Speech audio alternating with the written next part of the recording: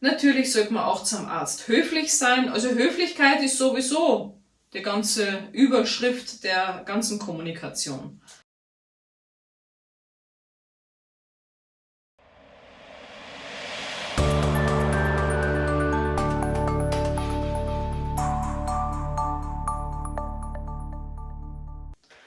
Und da sind wir jetzt bei der nächsten Frage. Wo war er schon? Wenn der Patient ein Leiden hat, die haben meistens eine ganze Armada an Leiden und schon eine ganze Krankenhausgeschichte durch. Dieses Wo war der Patient schon, das füllt meistens 2, 3, 4 Behandlungstermine. Warum? Weil die Geschichte und die Litanei eigentlich irrsinnig lang ist, wo der Patient schon überall war. Ich frage dann auch meistens, wann er schon, zum Beispiel, wann in der Fußambulanz war, was haben die gemacht?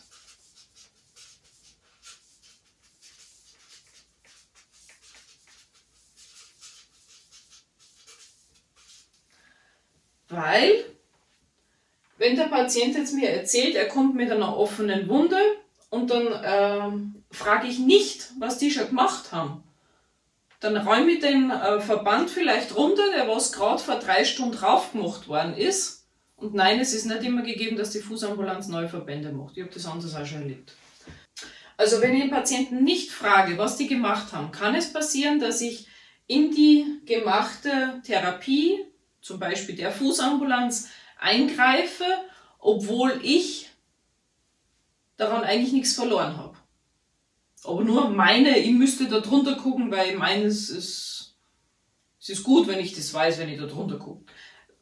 Thema Wunden: Solltet ihr in der Podologie keinen Wundmanager haben und euch nicht mit Wunden auskennen, lasst bitte alle Pflaster dort, wo sie sind. Ganz besonders die Fußpfleger. Liebe Fußpfleger, keine Verbände abmachen. Wenn der Patient mit Verband kommt, wir arbeiten drumherum und wir machen keinen Verband auf. Denn wir wissen nicht, welche Bakterien in dieser Wunde sind, welche vielleicht multiresistenten Erreger in der Wunde sind. Wir wissen auch nicht, welches Stadium die Wunde hat. Ist sie frisch, ist sie chronisch? Und es geht uns auch nichts an die Wunde. Also ich bin Wundmanager, ich gucke mir das schon an. Aber wenn man das nicht hat und auch nicht das Wissen hat, hat man die ganzen Wunden, also die ganzen Verbände zuzulassen. Wir reißen nichts runter. Ich habe es zum Beispiel schon gehabt, Patient kommt und das Pflaster hängt auf 9:30. Dann mache ich ihm natürlich einen neuen drauf oder gucke, dass ich irgendwas drüber mache, dass das wieder hinbei ist, damit das dran ist und dann zum Arzt schicken. Aber mehr machen wir an der Wunde nicht. Es sei denn, ihr seid Wundmanager und es sei denn, ihr habt einen Arzt, der was euch das Ganze mit Verordnung überweist. Dann ja. Sonst nicht. Jetzt sind wir mal bei den Erkrankungen gewesen, was der Patient schon gehabt hat mit dem Päckchen, was er kommt. Das betrifft die Erkrankungen, die er akut hat, weswegen er zu uns kommt. Also das betrifft die Erkrankungen jetzt, was wir akut haben. Ja, wo war er schon? Was haben die gemacht? Seit wann hat er das?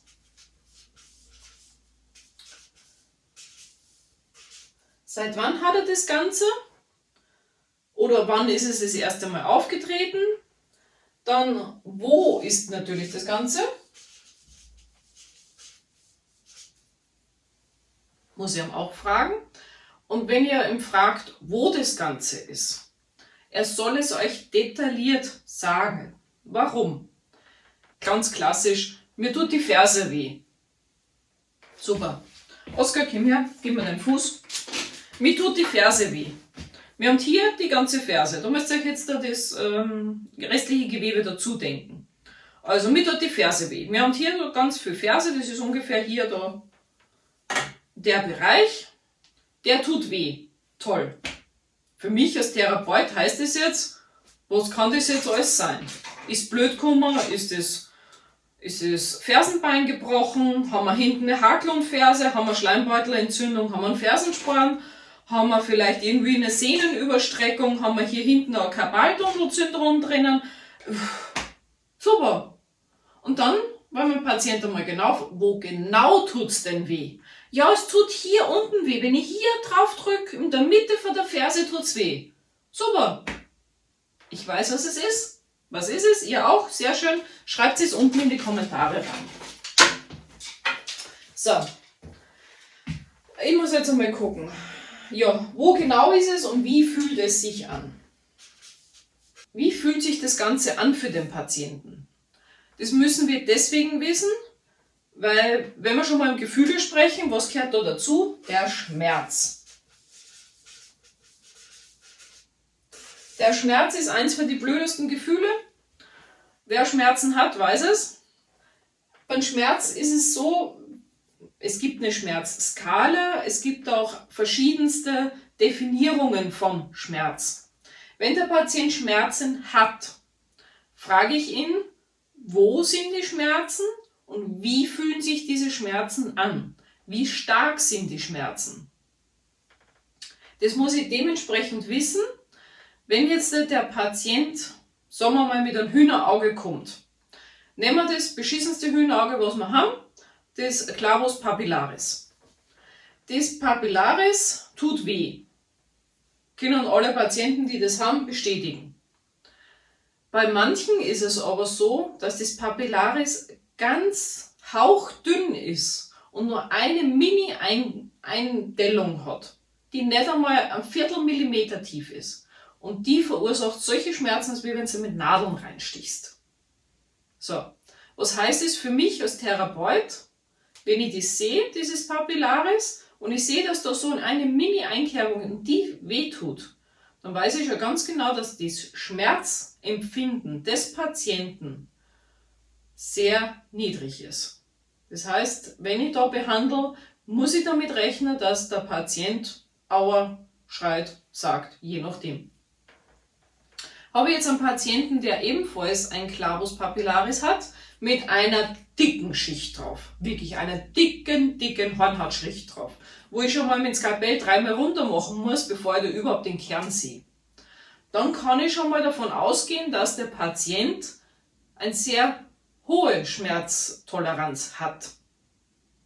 Das heißt, der wird nicht so schnell Aua sagen. Warum muss ich das wissen? Menschen zucken, wenn sie Schmerzen haben. Und wenn ich jetzt da weiß, der hat ganz wenig Hornhaut drauf und ich muss so und so schon aufpassen, dass ich den nicht reinschneide. Und wenn der dann auch noch Aua sagt und zuckt dabei, dann bin ich 100% drinnen, wenn ich nicht aufpasse. Deswegen ist das Schmerzerfragen auch sehr wichtig für uns, gerade an den Füßen. Bei den Neuropathikern gibt es ja verschiedenste, welche die Übersensibilisierung haben und welche die Untersensibilisierung haben. Da muss man halt immer gucken, wie kriege ich da den Dreh, dass ich den Patienten adäquat behandeln kann. Gerade bei der Übersensibilisierung, bei denen ist alles unangenehm, was an den Füßen ist. Die sind nur am Zucken. Und da muss ich halt als Behandler dann massiv aufpassen, dass ich eben den Patienten nicht reinschneide. Bei chronischen Wunden kann man jetzt auch eine Schmerzskala von 1 bis 10 machen, ist aber für uns jetzt nicht wirklich relevant, weil wir an Wunden ja nicht rangehen. Aber wie gesagt, diese Fragen des Schmerzes, wann ist der Schmerz, wo ist der Schmerz und wie ist er, ist für uns schon mal wichtig, damit dass man selber abschätzen kann ich den jetzt der brachialer behandeln oder muss ich ihn wirklich in Samthandschuhen anpacken. So. Haben wir jetzt irgendwas vergessen? Fragen an den Patienten. Ja, welche Fragen stelle ich mir natürlich? Was ist es?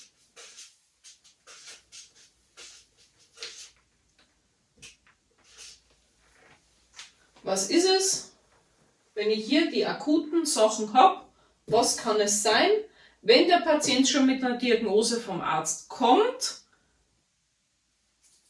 also hier machen wir, das denke ich mir, ja, das frage ich nicht den Patienten, was ist denn das am Fuß? Das denke ich mir. Also Anamnese oder Befundungen machen ist so ein Stück weit Detektivarbeit. Manchmal dauert es 3, 4 Behandlungen, bis der Patient so weit sich öffnet, dass er euch so manche Sachen erzählt, die was wichtig sind für unser Was ist es. Habe ich auch schon gehabt. Es waren 5 Behandlungen, das Leiden ist nicht besser geworden, bis dass er dann einmal gesagt hat, er läuft daheim barfuß. Toll, da kann ich die Hornhaut abtragen, was ich will, wenn der daheim barfuß läuft und seine Schuhe nicht trägt. Also ein bisschen Detektivarbeit muss bei uns schon sein. So, die Fragen, die wir bei der Anamnese stellen, sollten wir so stellen, dass der Patient uns adäquat antworten kann. Das heißt, wir sollten dem Patienten keine Wörter in den Mund legen, denn viele Patienten neigen dann dazu, ja zu sagen. Das ist aber nicht mein Streben, ich möchte das Ganze erfahren aus der Sicht des Patienten. Zum Beispiel, Patient hat Schmerzen am Fuß und so sage ich zu ihm, wie fühlen sich die Schmerzen an? Dann müsst ihr ein bisschen warten und dem Patienten Zeit geben zum Nachdenken. Nicht, dass ihr dann gleich reinschießt, stechen, drücken, piekt es, blitzt es, keine Ahnung. Denn dann wird sich der Patient das Ganze in seinem durchklackern und wird sagen, ach, das sticht. Gut, das Stechen kann man jetzt auch wieder unterteilen. Ist es ein dumpfes Stechen? Ist es ein spitzes Stechen?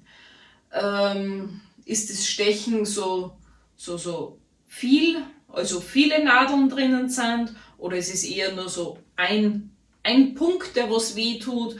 Also es gibt so viele Unterteilungen, was man gerade, wenn man Schmerzen hat, erfragen muss. Und wie gesagt, legt dem Patienten kein Wort in den Mund. Schlechte Idee. Ihr kriegt keinen guten Anamnesebefund raus, wenn ihr dem Patienten schon eure vorgedachten Ergebnisse präsentiert.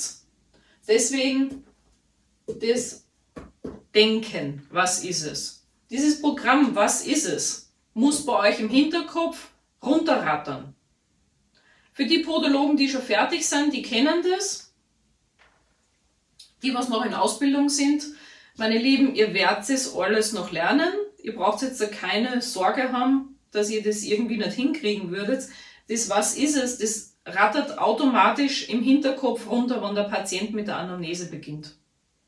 Das kommt ganz automatisch. Deswegen denkt euch ein paar Fragen und stellt nicht jede Frage dem Patienten, weil das kommt auch nicht ganz gut. Da wir ja noch immer bei der Kommunikation sind, in der Anamnese haben wir ja jetzt gerade gehabt die ganzen Fragen. Die Kommunikation, wenn Emotionen im Spiel sind. Da müsst ihr ganz doll aufpassen, denn gerade so, wenn so Emotionen hochkochen beim Patienten, wenn er an irgendwelche vergangenen Krankenhausaufenthalte denkt, dann kann das schon mal sehr lange dauern. Also die Kommunikation zwischen Therapeut und Patient sollte auch ziemlich knapp gehalten werden, was jetzt die Anamnese angeht. Wenn jetzt in der Behandlung die Geburtstagsparty von Enkelchen besprecht, das ist dann alles alles nicht so schlimm, aber es geht jetzt um die Anamnese. Wenn wir jetzt in der Anamnese sind, müssen wir ja gucken, dass wir den Patienten kurz halten, sonst läuft uns die Zeit davon. Wir haben für eine Erstbehandlung 45 Minuten bezahlt, wenn man es von der Krankenkasse ausgeht. Nee, 30 sind sie jetzt. 30 bis 45 Minuten. Also die Erstbehandlung mit Anamnese soll jetzt in 45 Minuten ausgehen.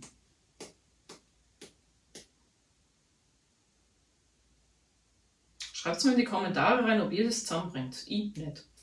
Gut. Kommunikation, Therapeut, Patient einmal abgeschlossen. Mann und Frau. Die Kommunikation zwischen Mann und Frau gestaltet sich ja schwierig, habe ich ja vorhin gesagt. Wir haben die Männer vom Mars, die Frauen von der Venus und bei so interplanetarischen Kommunikationssachen, dann ist es schon mal schwierig. Ja, da müssen sie halt eben beide am Riemen reißen, damit das da mal was Ordentliches rauskommt. Alt, jung genauso. Die Alten haben Vorurteile über die Jungen und die Jungen genauso Vorurteile über die Alten. Ist leider so, muss man so hinnehmen. Die Emotionen haben wir schon genug besprochen. Jetzt zum Schluss kommen wir zu dem Thema Kommunikation zwischen Therapeut und Arzt.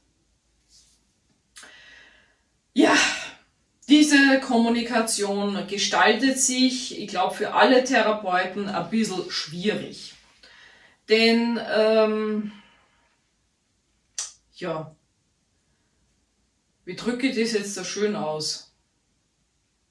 Ärzte sind auch nur Menschen, sie sind keine Götter in Weiß. Ja, habe ich schön formuliert. Also, wenn ihr bei einem Arzt anruft und die Damen, die an der Anmeldung sitzen, ja, teilweise nicht das machen, was man denen sagt, muss man ja dann mit dem Arzt sprechen. Und so einen Arzt zu erwischen, ist ja schon mal per se nicht ganz einfach. Dann mit dem Arzt zu kommunizieren auch nicht wirklich. Denn auch wenn ich jetzt mit meinen Fachbegriffen rumschmeiß, kann ich nicht sicher sein, dass der meine Fachbegriffe weiß. Denn der weiß seine Fachbegriffe, aber nicht meine. Also da seid teilweise auch auf dem Holzweg. Gerade beim Schreiben von Therapieberichten oder von Überweisungen, wo ihr den Patienten hinüberweist, gebe ich euch den guten Rat. Schreibt bitte das lateinische Wort und in Klammer das deutsche Wort hin. Es gibt auch zum Beispiel Patienten, die Ärzte sind. Und wenn ich dann meine Fachbegriffe auspacke und davon ausgehe, dass der das weiß und der sitzt da und nickt immer schön, und am Ende des ganzen Gespräches sagt er dann zu mir, können Sie mir das noch bitte in Deutsch vermitteln? Das wäre sehr nett. Also auch Ärzte wissen nicht alles. Und wie gesagt, redet mit dem Patienten Deutsch. Ja, mit den Ärzten auch. Natürlich sollte man auch zum Arzt höflich sein. Also Höflichkeit ist sowieso die ganze Überschrift der ganzen Kommunikation. Denn wenn ich schon eine Kommunikation beginne mit dem Gesicht, das was am Boden unten hängt und ich gar keine Lust habe, dann soll ich es lieber bleiben lassen.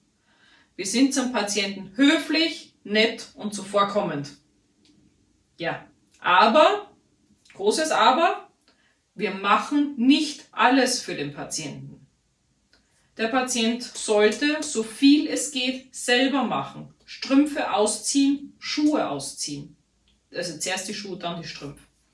Denn der Patient, wenn er jetzt da schon mobil eingeschränkt ist, hilft ihm, keine Frage.